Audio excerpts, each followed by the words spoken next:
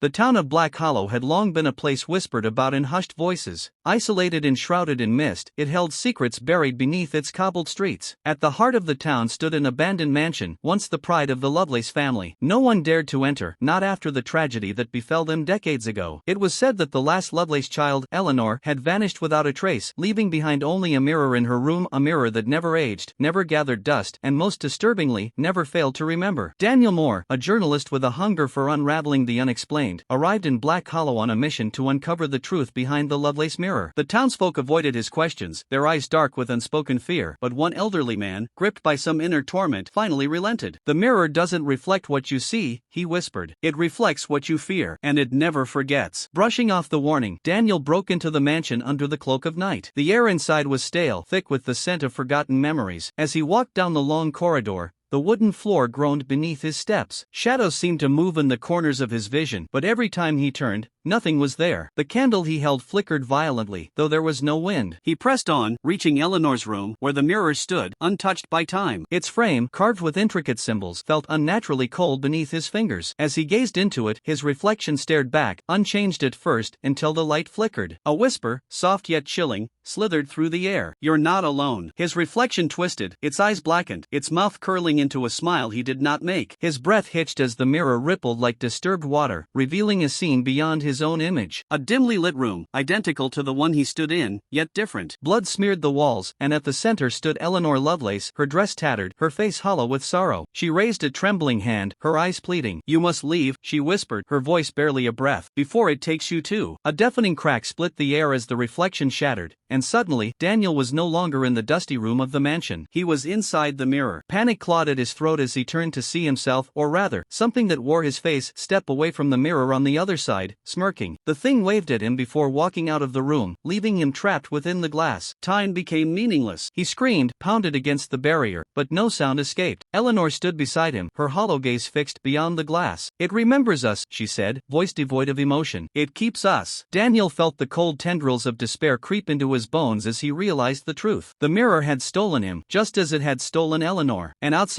in the real world, a perfect copy of him was walking free, carrying the curse forward. The town of Black Hollow remained silent, its people never speaking of the mirror, only shuddering when another visitor arrived, eager to uncover the truth. Then the whispers began. Daniel turned sharply, the sound crawling beneath his skin. The darkened corners of the mirrored room shifted, and figures moved, dozens of them. People, all trapped within the glass, their faces twisted in silent screams. Some clawed at the barrier, their eyes sunken, their hands bloody. Others simply stood, watching him with empty gazes, mouths moving in words he could not hear. A sudden force yanked him backward. He crashed onto the cold floor, heart pounding as Eleanor grabbed his wrist. "It's waking up," she breathed, eyes wide with terror. The room trembled. The reflections of the trapped souls began to convulse, their mouths stretching unnaturally wide, eyes rolling back. The glass vibrated, a low hum filling the space. Then, the shadows moved. A shape emerged from the darkness, a tall, grotesque figure with limbs too long and joints bending the wrong way. Its face was nothing but a void, a gaping abyss of writhing shadows. The air grew suffocating as it reached out, its clawed fingers grazing Daniel's arm. A scream built in his throat, but no sound came out. "Run!" Eleanor yanked him up, dragging him through the endless mirrored corridors. Each step echoed, distorted voices whispering his name. The walls pulsed like a living thing, reflections shifting erratically. With every turn, the monstrous entity was closer, its presence like a weight crushing his lungs. Then he saw it, another mirror, standing alone at the end of the corridor. A way out. But something was wrong. His reflection was already there, waiting, smiling. Eleanor screamed as the creature lunged. The glass exploded in a deafening shatter, shards slicing through the air. Daniel felt himself being pulled, weightless, tumbling through an abyss of darkness. Then, silence. He woke up in his apartment, drenched in sweat. His hands trembled as he reached for his phone, checking the date. It was the same night he had entered the mansion. A dream? A hallucination? He exhaled sharply, relief flooding his chest. Then he turned to the mirror across the room. His reflection didn't move.